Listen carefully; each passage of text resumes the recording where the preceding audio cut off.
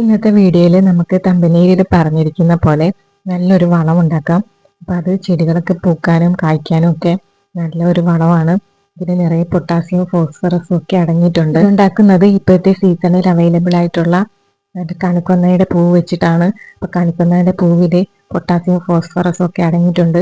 ഇത് നമ്മുടെ ചെടികൾ പൂക്കാനായിട്ട് നല്ലതാണ്. അപ്പൊ ഇത് ഏത് ചെടികൾക്കും, പാവല്, പടവളം, തക്കാളി എല്ലാത്തിനും നമുക്ക് ഉപയോഗിക്കാനായിട്ട് പറ്റും. എല്ലാവരുടെയും വീട്ടിലുണ്ടാവണമെന്നില്ല, പക്ഷേ എവിടെ നോക്കിയാലും ഇതുണ്ടാവും.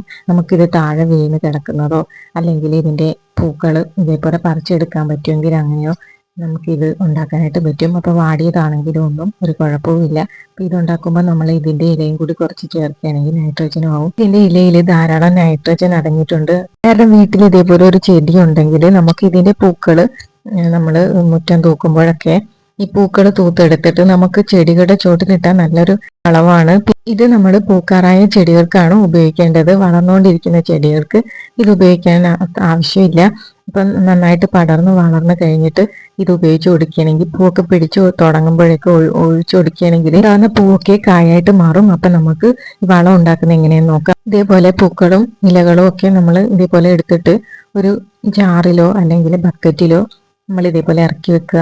ഇതിന് മൂടക്കൊക്കെ വിധത്തിൽ വെള്ളം ഒഴിച്ച് വെക്കുക. കുറച്ച് ദിവസത്തിന് ശേഷം നമുക്കിത് ഡൈലൂട്ട് ചെയ്ത് ചെടികൾക്കൊക്കെ ഉപയോഗിക്കാം. അപ്പോൾ പ്രത്യേകം ശ്രദ്ധിക്കേണ്ടത് പൂക്കാറായ ചെടികൾക്ക് മാത്രം ഉപയോഗിക്കണം എന്ന് മാത്രമാണ്.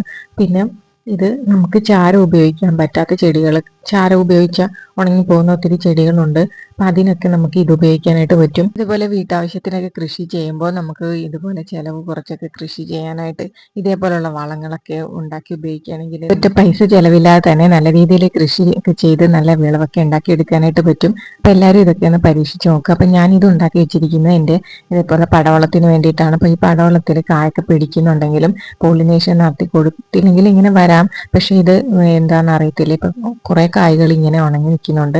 അപ്പം ഞാൻ ഇതിന് ഈ വളം ഉപയോഗിച്ച് നോക്കാൻ വേണ്ടിയിട്ടാണ് ഇത് ഉണ്ടാക്കിയത്. അപ്പം നമുക്ക് ചാരം ഉപയോഗിക്കാത്ത ഈ പടവളത്തിന് ചാരമൊക്കെ ഉപയോഗിക്കാനായിട്ട് പറ്റും. ചില ചെടികൾക്ക് ചാരം ഉപയോഗിക്കാനായിട്ട് പറ്റത്തില്ല. അപ്പം ഞാൻ ഇത് കണ്ട, ഇത് പീച്ചിലാണ്. എൻ്റെ പീച്ചിലും ഒരു കായാണ് പിടിച്ചിരിക്കുന്നത്. അപ്പം ആ കൂടുതൽ കായൊക്കെ കൊഴിഞ്ഞു പോകുന്നുണ്ട്. അപ്പം തക്കാളിക്കൊക്കെ നമുക്ക് അല്ലാതെ തന്നെ മുട്ടത്തോടൊക്കെ ഇട്ടാൽ നന്നായിട്ട് കായ ഉണ്ടാവും. അപ്പം ഇതൊക്കെയാണ് എൻ്റെ ചെറിയ രീതിയിലുള്ള കൃഷികൾ. അപ്പം നിങ്ങൾക്ക് ഈ ചാനലിൽ കൃഷി വീഡിയോസൊക്കെ കണ്ടിട്ട് ഇഷ്ടപ്പെടുകയാണെങ്കിൽ എൻ്റെ ചാനൽ സബ്സ്ക്രൈബ് ചെയ്യാനും ഷെയർ ചെയ്യാനും ലൈക്ക് ചെയ്യാനും ഒന്നാണെങ്കിൽ ചെയ്തേക്കണം. കാരണം ഇതേപോലെയുള്ള കൃഷി ചെയ്യാനും അതിൻ്റെ വീഡിയോസൊക്കെ ഷെയർ ചെയ്യാനും ഇതേപോലെയുള്ള നിങ്ങളുടെ സപ്പോർട്ട് ആവശ്യമാണ്. അപ്പം എല്ലാവർക്കും താങ്ക് യു.